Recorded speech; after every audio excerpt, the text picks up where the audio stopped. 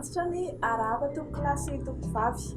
Ny vanim-potoana ohatra izao matetika no ipalitahan'ny afo satria maina be ny andro sady mandrivotra. Mila mitandrina ny amin'izany ny amin'ny tapany avaratry Madagasikara itsy, tahak'izay ihany koa ny aty amin'ny morontsiraka atsimo satria mahery be ny fitsokan'ny rivotra. Etsandan'izay anjaka ihany koa ny zavona ny aty amin'ny faritry ny afovoantany sy ny amin'ny tapany atsimon'ny Madagasikara ka mila mailo ny rehetra fa anjavona ny fahitana indrindra ny mpampiasa lalana. Dia izay no elo fa indrovosana manaraka izao ny hina ny toetry ny andro amin'ny alapitsy ho amin'ny maraina dia somary andrahoana ny andro amin'ny faritra avaratra atsinanan'ny Madagasikara fa mety arahana orana malefaka izany amin'ny distrikany Antalasy Maroantsetra.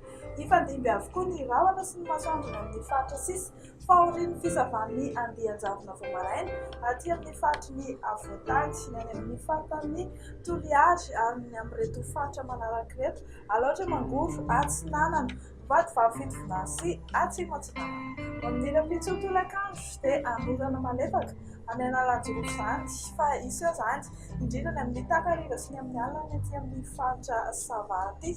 Hifandimby ny rahona sy masoandro na ibalika be mihitsy ny masoandro ny amin'ny faritra sisa. Dia mahakasika ny maripana indray izao no asiantsika resaka fohy mbola anaty hafanana tanteraka.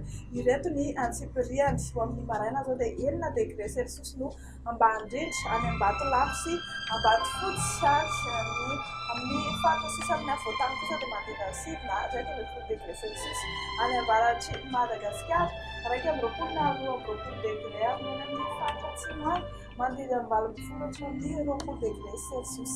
Ho amin'ny rapitso tolakandro indray ny maripana voatombatomana ho ambony indrindra dia 9 degré ny any amin'ny faritra avaratra andrefan'ny Madagasikara izy izany hoe marimarina kokoa ireo anareo any amin'ny faritan'ny Mahajanga.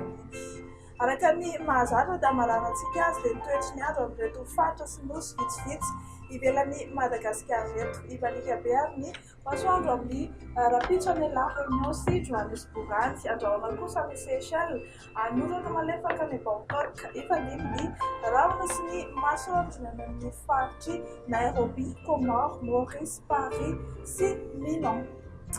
Dia ino no mamarana tanteraka azy ary mandra-pioana amin'ny manaraka.